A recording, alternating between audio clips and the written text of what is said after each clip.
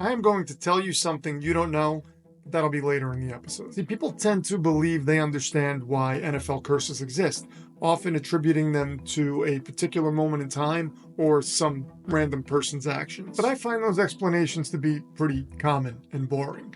And not how curses are truly brought on, by the way. Here on NFL Lore, I peel back the layers of what really may have occurred and delve into areas you probably haven't explored in order to get to the root of the problem. Now, I want to make one thing perfectly clear.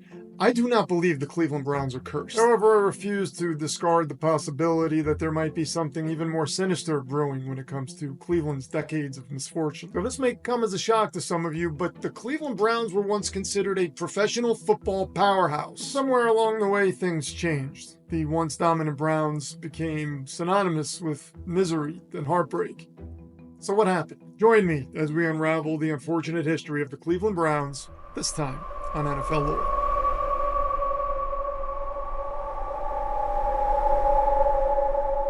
To fully comprehend this mystery, we must first dive into the origins of this once storied franchise. Cleveland Browns were founded in 1945 by businessman Arthur McBride and were named after their first head coach, Paul Brown.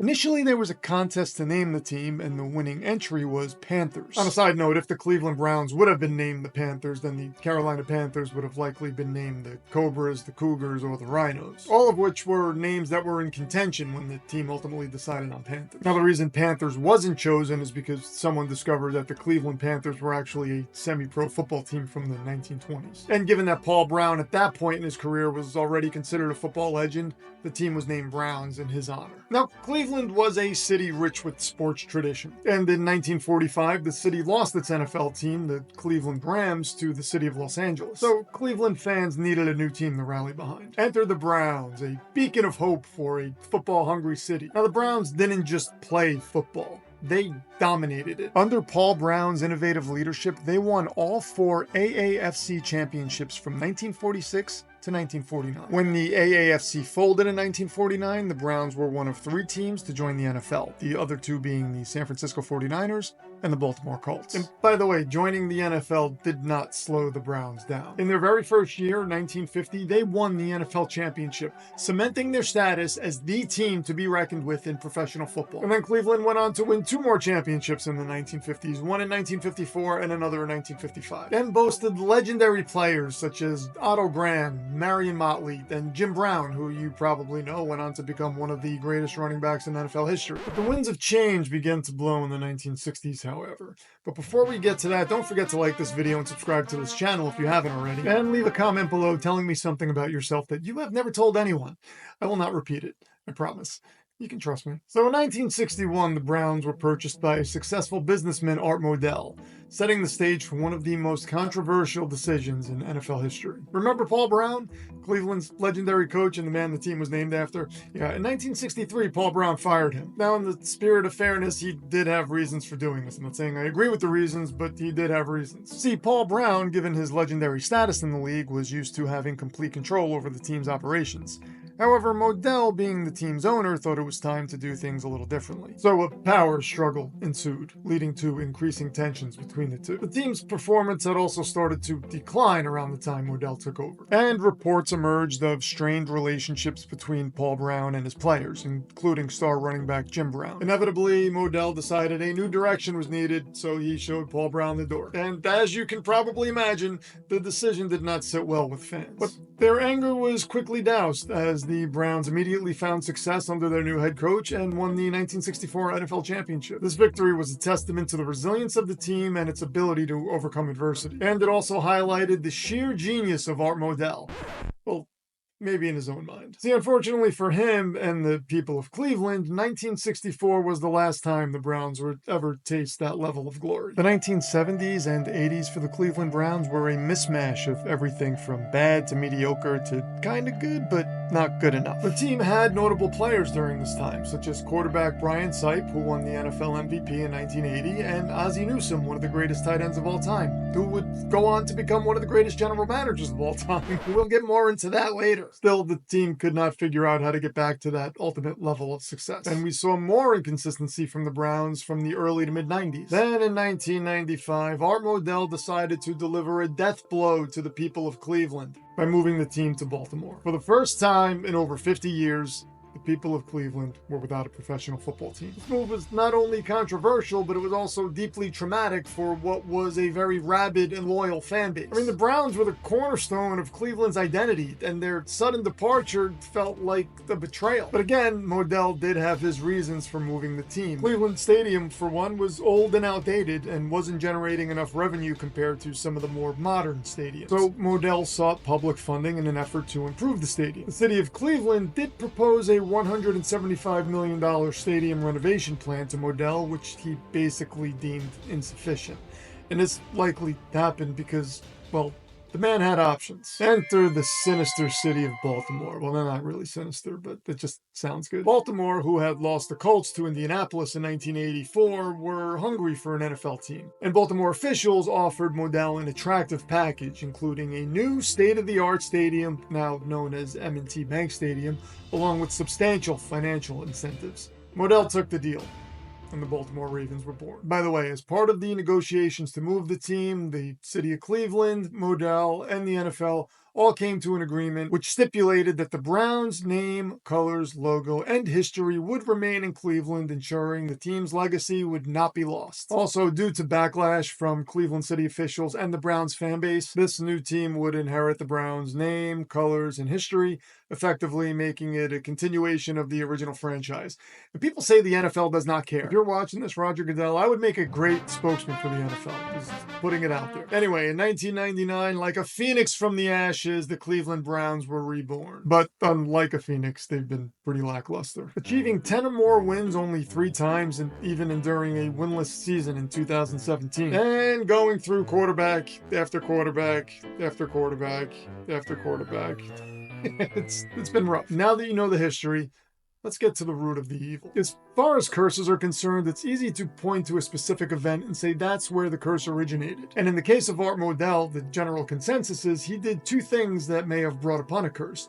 The first being firing Paul Brown, and the second obviously being relocating the team. And Browns fans being locked in a bitter divisional rivalry with a team they once were. The team, by the way, which has had a wonderful recent history of success and a few Super Bowls to show for it, could certainly be submitted as evidence to support the idea of a curse existing. Baltimore has not only had franchise quarterbacks, but they've also had historic players such as Ed Reed and Ray Lewis, who are in the discussion as best ever at their respective positions. And that brings us back to Ozzie Newsome, who was a standout player for the Browns and who, after his playing career, followed the team to Baltimore, where he went on, as I said a moment ago, to become one of the greatest general managers in NFL history. The man had a 16-year tenure as Ravens GM, while the Browns, during that same 2002 to 2018 period, went through 9 general managers. Now, it would be easy to look at all of this and say, yes, the team is cursed, but my question to you would be,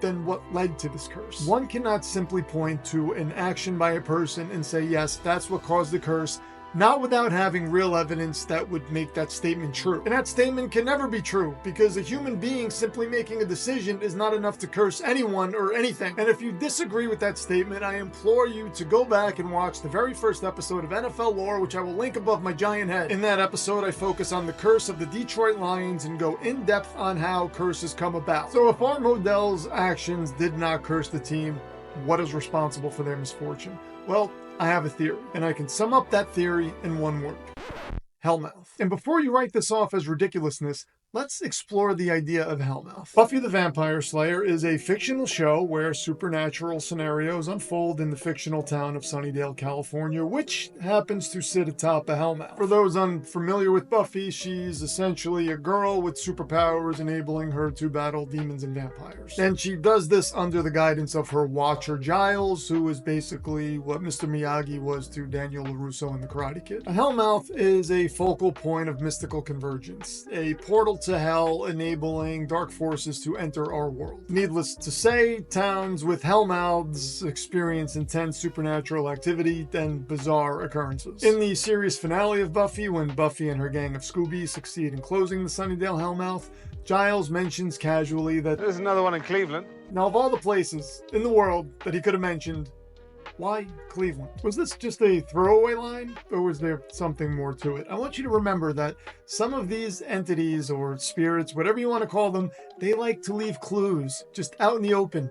See if we'll pick up on them. And I know it's easy to write off that idea and the idea of a Hellmouth, but remember, the greatest trick the devil ever pulled was convincing the world he didn't exist. I know some of you believe CM Punk came up with that quote, and others think that it was first originated in The Usual Suspects, but it's often most credited to 19th century French poet and art critic, of whose name I'm about to butcher, I apologize, Charles Baudelaire. Now, as children, most of us were told by our parents that monsters didn't exist. And why did they do this? Well, because if we were afraid of monsters, we wouldn't sleep at night, and that would make their lives difficult. And we were also told things like, if you don't behave all year long, a demon called the Krampus is going to break into this house and beat you to near death with a thorned tree branch. So which is it? Do monsters exist or don't they? I mean, don't tell me conflicting stories just to convenience yourself. As you can probably tell, I'm a little scarred from childhood. I'm not saying this actually occurred, but I think we need to consider the possibility that perhaps a Hellmouth opened beneath Cleveland around the same time Art Modell purchased the team. And at some point, Art Modell somehow discovered this and decided, I need to get the hell out of here and not make it seem so obvious as to why. Because the man couldn't come right out and say, I am moving the team because there is a Hellmouth under Cleveland. First of all, he'd likely never make it to Baltimore. Not alive, not without a Slayer protecting him, and as far as I know, we have not discovered the chosen one in this world yet. We must also be open to the idea that perhaps the NFL, completely oblivious to the idea of a Hellmouth, was somehow manipulated into creating another version of the Browns for the evil entity intent on torturing their fan base to feed on. It is curious how the Browns never won a Super Bowl under Modell until they became the Ravens. I don't know anyone who views or who has ever viewed the Baltimore Ravens as the punchline of the league. So looking at it that way, would the Cleveland Browns have won a Super Bowl had they not moved? We may never know. Not unless we can figure out somehow how to visit that alternate timeline, but that's a discussion for a different day. Now, if a Hellmouth is what is at the root of Cleveland's misfortune, I want to be clear. A Hellmouth is not the same thing as a curse. So my initial statement from the beginning of this episode still stands. I do not believe the Cleveland Browns are cursed. And now comes the part where I keep my promise and tell you something you don't know. People tend to believe curses can be broken by a mere human being doing something, and in the context of the NFL, some will say curses are broken because a certain someone is drafted, and that idea could not be more incorrect. The drafting of someone who goes on to elevate a team's fortunes would be a side effect of a curse either running its course or a demon getting bored and moving on in search of greener pastures. That being said, it is possible for a curse to be broken, but it is not an easy thing to accomplish. You don't just utter a few words and then boom, curse broken. You have to know specifically which demon is responsible for the curse and find out, likely via ancient scripture, what needs to be done to put a stop to what they're doing. But again, in my opinion, Cleveland is technically not cursed. So the only way to stop what's plaguing them is to close the Hellmouth, which again is possible, but very complicated. In the final episode of Buffy, they did succeed in closing the Sunnydale Hellmouth. Good sign.